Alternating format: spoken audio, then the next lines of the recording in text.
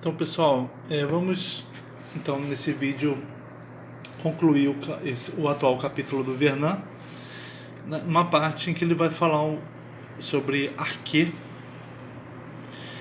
E para tratarmos dessa palavra grega, eu vou pegar esse dicionário muito conhecido do Abagnano, dicionário de filosofia, né? Aqui a palavra arquê está como princípio. Aqui, ó, princípio. Arquê. Vamos ler só o início. Ponto de partida e fundamento de um processo qualquer. Tem dois significados aqui. Tem o de início e tem o de fundamento. Os dois significados, ponto de partida e fundamento, ou causa, estão estreitamente ligados na noção desse termo. Então não há separação, né, entre o ponto de partida e o fundamento. Termo que foi introduzido em filosofia por Anaximandro. Tá? Aí ele vai falar da história desse termo na filosofia. Então, ponto de partida e princípio, né? É o que a gente tem olhando o dicionário. Então vamos pegar o Vernant.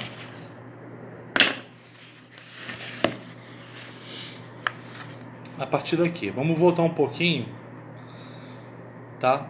O problema da Gênese, no sentido estrito, fica, pois, nas teogonias, se não inteiramente implícito, pelo menos em segundo plano. O mito não se interroga sobre como um mundo ordenado surgiu do caos. Responde à questão: quem é o Deus soberano? Quem conseguiu reinar sobre o universo? Neste sentido, a função do mito é estabelecer uma distinção e como uma distância entre o que é primeiro do ponto de vista temporal e o que é primeiro do ponto de vista do poder. Ele está dizendo que o mito, o que ele está dizendo aqui, nesse trecho, que o mito, a teogonia, por exemplo, não trata da Gênese, do ponto de partida, mas trata do princípio diretor, né, do soberano. Está dizendo que o mito separa o ponto de partida do princípio diretor e fica só com o princípio diretor. Ó, a função do mito é estabelecer uma distinção e como uma distância entre o que é primeiro do ponto de vista temporal e o que é primeiro do ponto de vista do poder. Ficando só, então, segundo Vernant, com isso aqui, com esse segundo aspecto, o que é primeiro do ponto de vista do poder, o que governa. Entre o princípio que está cronologicamente na origem do mundo e o princípio que preside a sua ordenação atual, então a separação entre o que é primeiro cronologicamente e o princípio presidente da ordenação, ficando só com o princípio presidente da ordenação. O mito constitui-se nessa distância. Está falando que o mito se baseia nessa separação. Torna-o o próprio objeto de sua narração,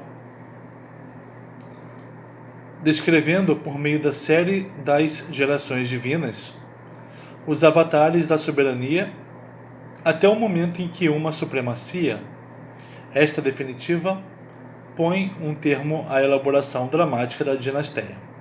Está falando que o mito tem por objeto a própria separação entre a origem cronológica e princípio de poder, contando uma história sobre a constituição do poder de ordenar as coisas, né? Deve-se sublinhar que o termo arquê, que fará carreira no pensamento filosófico, não pertence ao vocabulário político do mito. Não é só que o mito fique ligado a expressões mais especificamente de realeza. É que também a palavra arquê, designando indistintamente a origem numa série temporal e a primazia na hierarquia social, suprime essa distância sobre a qual o mito se fundava. Então ele está falando que, no pensamento filosófico, a palavra arquê, ela voltará a tratar indistintamente vai voltar a aproximar a origem temporal da primazia social e política. Falando que a filosofia suprime essa distância sobre a qual o mito se fundava. Quando Anaximandro adotar esse termo, conferindo-lhe pela primeira vez seu sentido filosófico de princípio elementar, essa inovação não marcará somente a rejeição pela filosofia do vocabulário monárquico próprio do mito.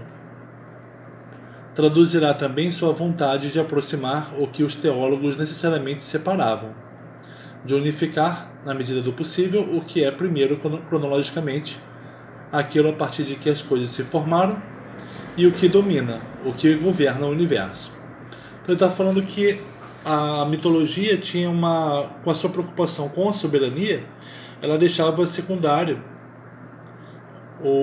a origem temporal, coisa que a filosofia depois vai voltar a juntar.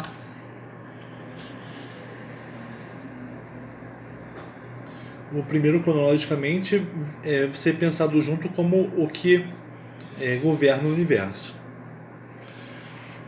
Com efeito, para o físico, a ordem do mundo não pode mais ter sido instituída, num momento dado, pela virtude de um agente singular. Imanente à physis, a grande lei que rege o universo devia estar já presente de alguma maneira no elemento original de que o mundo surgiu pouco a pouco. Ele está falando assim, que na mitologia há um soberano que é o que institui a ordem. Aqui ele está falando que não é assim para o físico, para o primeiro filósofo. A physis, ela é sempre regida por uma lei impessoal.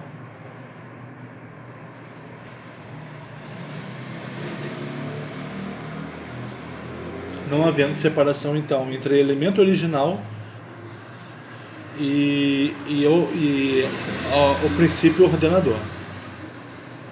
Tá? Vamos só dar uma pausa aqui, para comentar essas afirmações do Vernant, voltando a esse livro aqui, do Hesíodo, Teogonia. Vamos pegar assim, só um trechinho do comentário do Torrano. Olha só. Nessa parte aqui chamada Ouvir, Ver, Viver a Canção. A poesia de Hesíodo é arcaica e, a meu ver, só podemos apreciá-la em sua plenitude e vigor se estivermos atentos ao sentido em que ela o é e às suas implicações. Na afirmação segundo a qual a poesia de Hesíodo é arcaica, devemos levar em conta o sentido historiográfico da palavra arcaico, época arcaica, o sentido que aponta à anterioridade e antiguidade. E ainda um princípio etimológico, que envolve a ideia de arquê, de um princípio inaugural, constitutivo e dirigente de toda a experiência da palavra poética. Então, a poesia do Hesíodo é arcaica porque ela tanto se refere a algo que veio antes, então é um sentido historiográfico, cronológico, como também se refere etimologicamente, pelo sentido de arquê, a um princípio inaugural, justamente aquilo que dirige. Então a Vernant está dizendo que o Hesíodo não separa, ao fazer a teogonia, a origem do princípio diretor.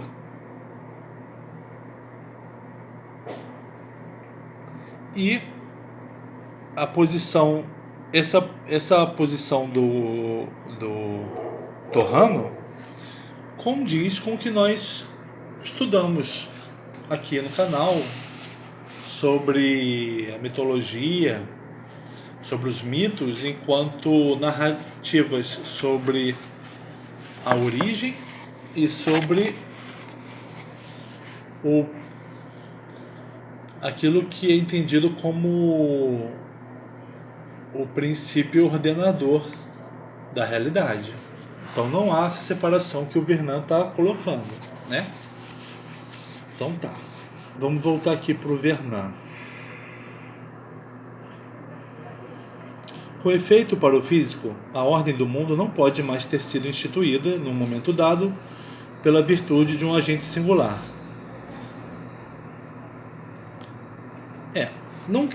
Vamos agora comentar diretamente o Vernant. Não é porque há o agente que instaura a ordem, como Zeus, que ele não vai ser a origem, como se a origem do cosmos fosse aqueles princípios fundamentais, né? Caos, terra. Não. Porque a origem da ordem, ela vai se repondo, né? A ordem vai se reapresentando, vai se estabelecendo, se restabelecendo e se representando ao longo da narrativa. Imanente à physis, a grande lei que rege o universo deveria estar já presente de alguma maneira no elemento original de que o mundo surgiu pouco a pouco.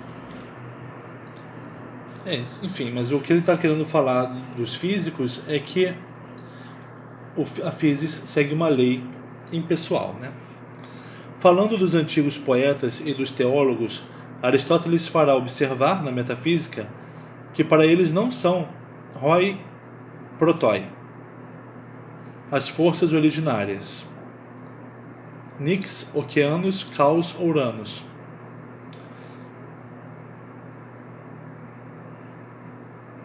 mas um retardatário, Zeus, que exerce sobre o mundo a Arque e a Basileia. Ele está falando que, por Aristóteles, a soberania e o princípio são exercidos por Zeus, né?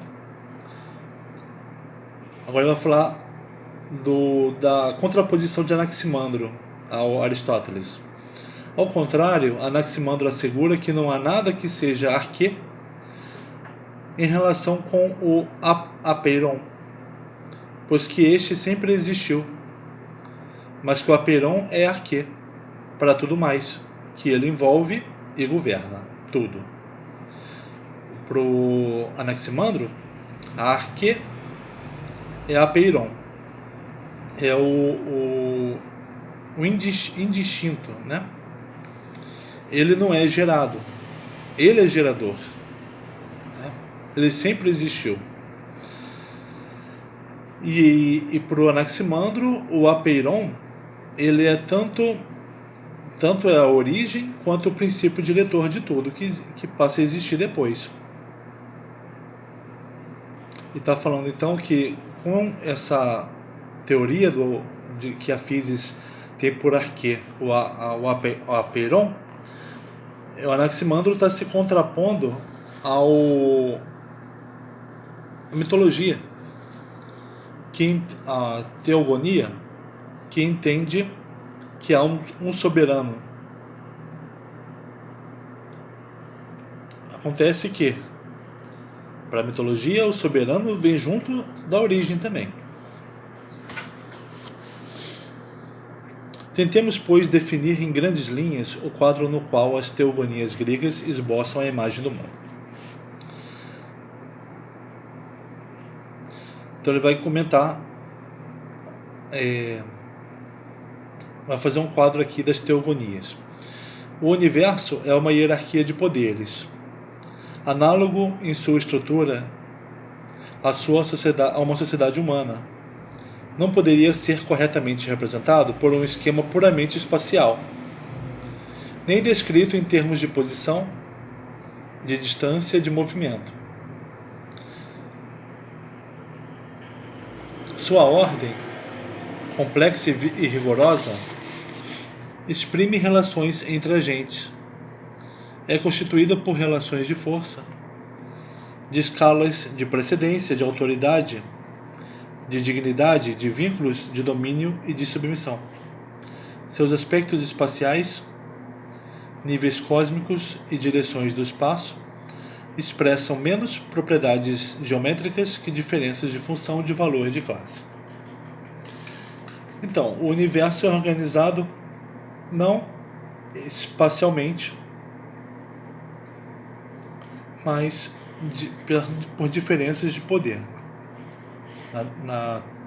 nas teogonias.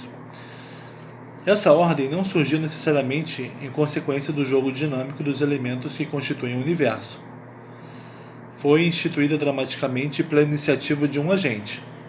Olha, está falando que essa ordem, essa divisão de poderes, não surgiu necessariamente do jogo dinâmico entre os elementos, mas foi instituído por um agente.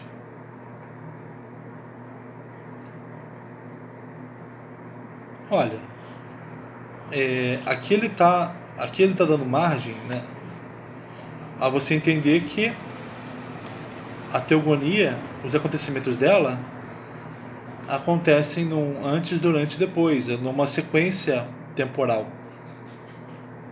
Quando não é assim. A teogonia, os fatos não se dão cronologicamente organizados, como se um sucedesse ao outro. Aquilo é uma narrativa, uma história de como o universo se organizou a partir das disputas entre as forças. E todas as disputas, a cisão entre o céu e a terra, a castração de Cronos, a titanomaquia e a briga com Tifeu, de Zeus, elas foram formas simultâneas umas em relação às outras, né? Contemporâneas umas em relação às outras, de organização. Por que a gente diz isso? Porque essas coisas aparecem à medida que são cantadas. Quando a musa as canta, essas coisas acontecem imediatamente. E todas aparecem no presente do canto. São presentificadas, né? Então não há um agente organizando tudo, mas há uma grande ordenação do cosmos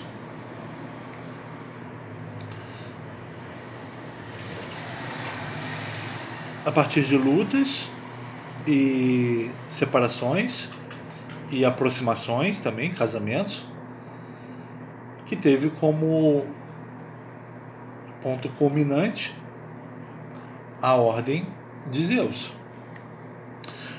Terceiro ponto. O mundo é dominado pelo poder excepcional desse agente, que aparece único e privilegiado, num plano superior aos outros deuses. O mito projeta-o como soberano sobre o cume do edifício cósmico.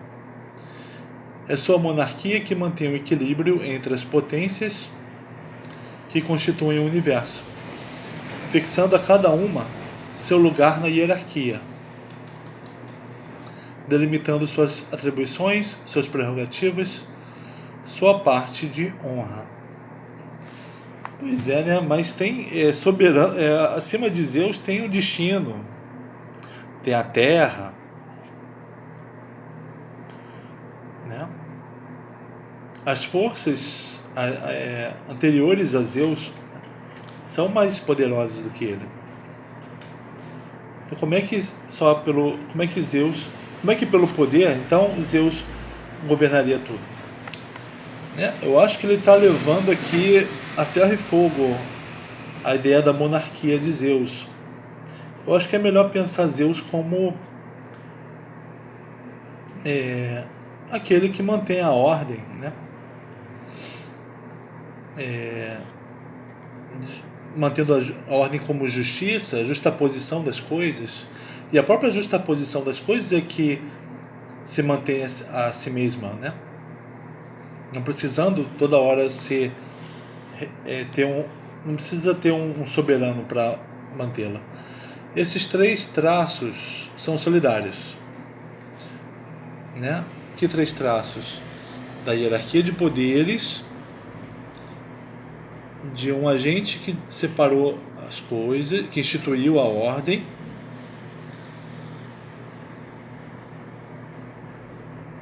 e que esse soberano é um soberano mesmo, né? Ele tem é o monarca. Esses 3 traços são solidários, dão à narração mítica a sua coerência, sua lógica própria. Marcam também sua ligação, na Grécia, como no Oriente, com essa concepção da soberania que coloca sob a dependência do rei a ordem das estações, os fenômenos atmosféricos, a fecundidade da terra, dos rebanhos e das mulheres. Sim, nós tivemos na Grécia e no Oriente, houve reis que se aparentavam aos deuses e colocavam sob o seu poder o funcionamento da natureza. A imagem do rei senhor do tempo, fazedor de chuva, distribuidor das riquezas naturais, imagem que pôde, na época micênica, traduzir realidades sociais e responder a práticas rituais. Transparecia ainda em certas passagens de Homero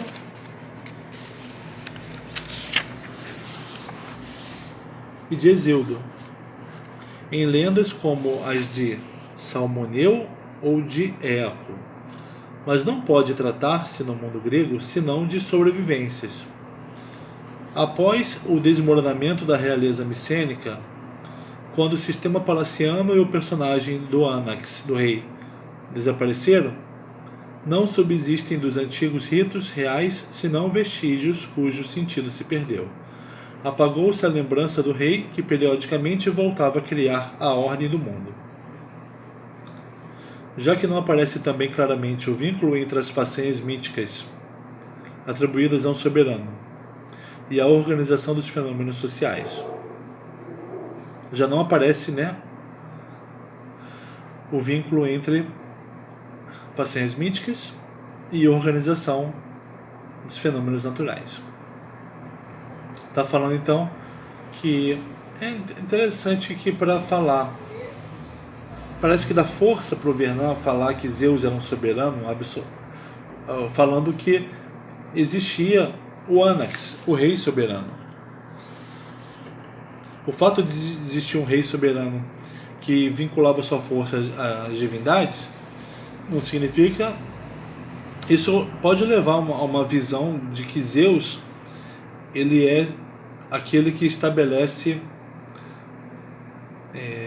a ordem, e você entende a mitologia como baseada só na soberania.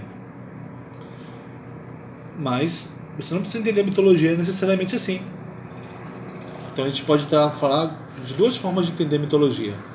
A que está mais para o Vernon, que entende a soberania em primeiro lugar, isso combinando com uma política em que há o soberano, e você pode entender a mitologia no sentido mais proto-torrano e para o sentido da palavra arquê, que é a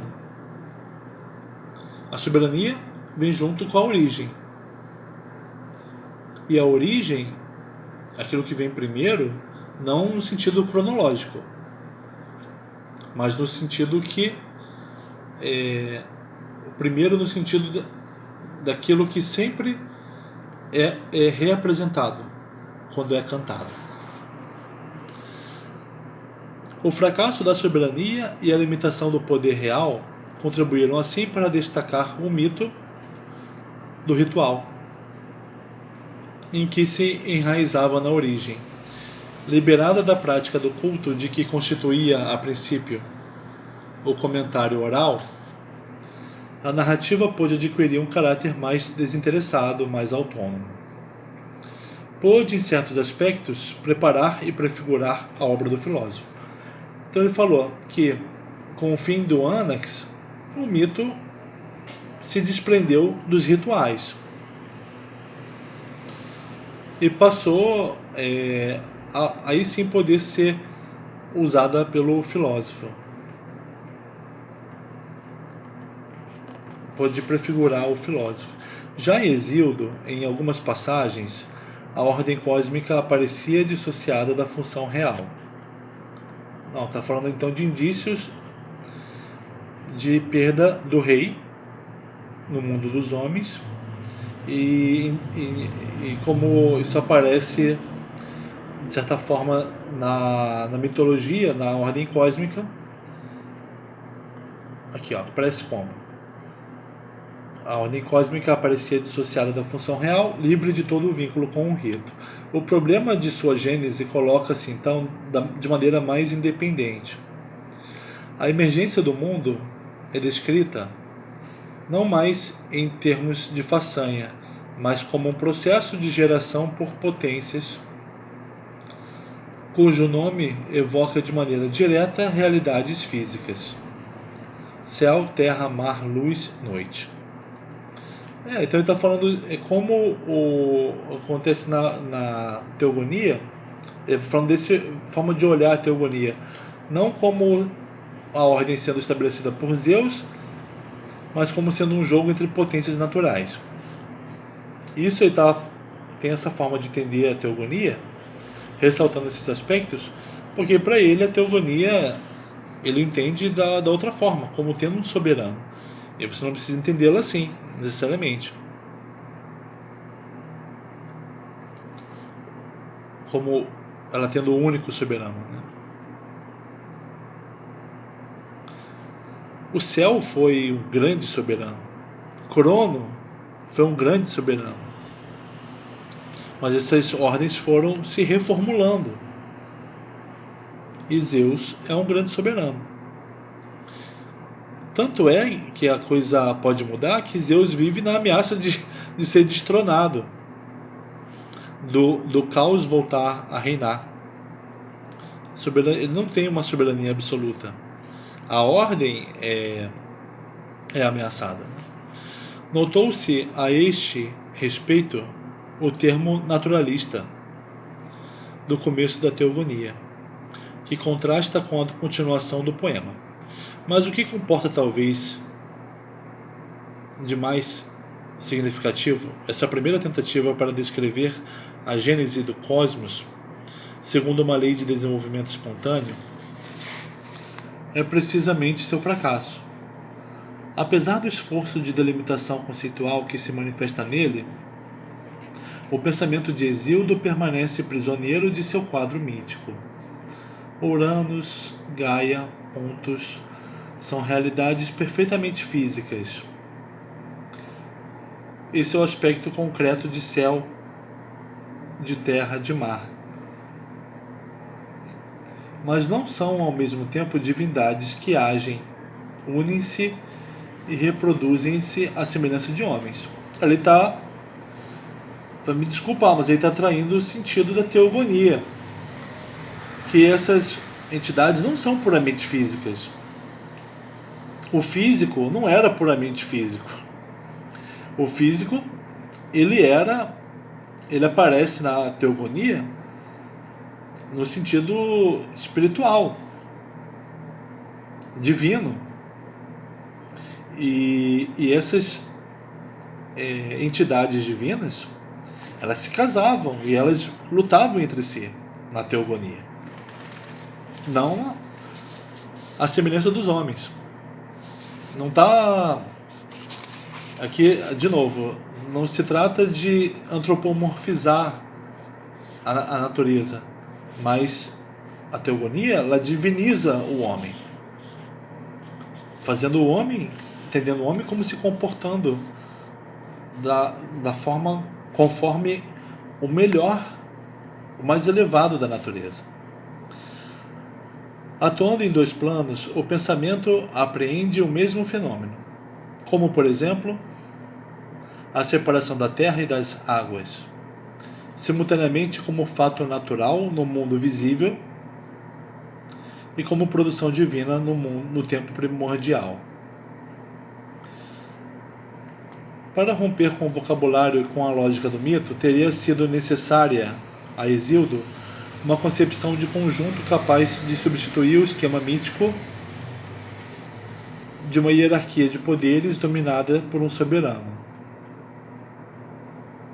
O que lhe faltou foi poder representar-se um universo submetido ao reino da lei, um cosmos que se organizaria impondo a todas as suas partes uma mesma ordem de isonomia feita de equilíbrio, de reciprocidade e de simetria. Ele está dizendo que falta a Hesíodo uma coisa que passou a existir 2-3 séculos depois de Hesíodo. E está entendendo que o Hesíodo apresenta relações desequilibradas entre as coisas.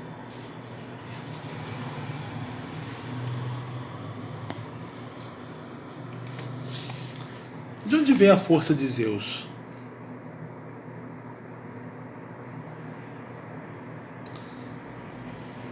Vem dele mesmo, então?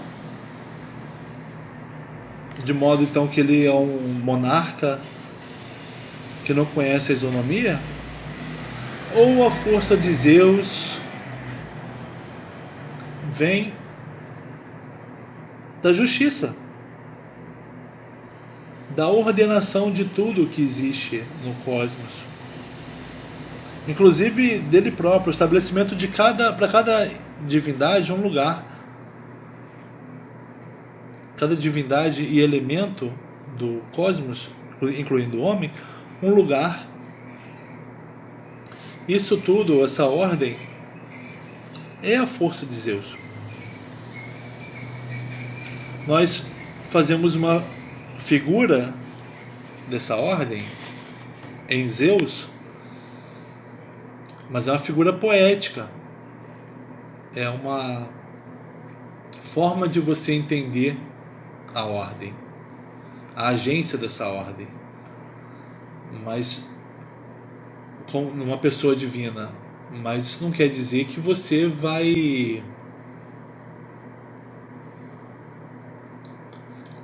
entendê-lo como um homem rei soberano. Não.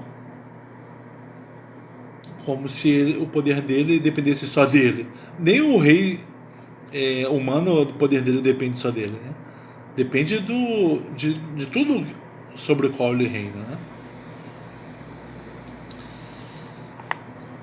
Então tem que tentar apresentar a pergunta da seguinte forma: o poder do soberano vem dele mesmo ou vem daquilo sobre o qual ele reina?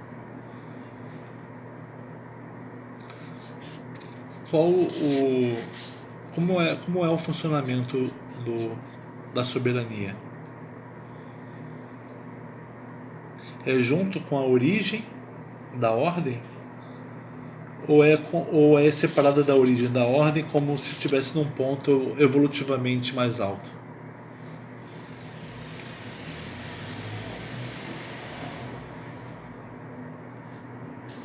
Pensando na mitologia, se você entende o soberano como destacado da origem, você realmente vai pensar a filosofia física que procura as leis do cosmos como sendo totalmente diferente da mitologia. Mas se você entende a mitologia como uma história sobre a ordem do cosmos, que tem suas figuras, e tem uma figura que é entendida como a ordenadora, não como a origem, porque a origem da ordenação é a própria ordenação que se repõe a todo momento. O cosmos está sempre ameaçado de voltar a ser caos, então a origem é sempre presente, né? A origem da ordem é sempre presente, junto com a agência de Zeus, que ocorre junto com a dos outros deuses, né? Repara que Zeus não faz as coisas sozinho.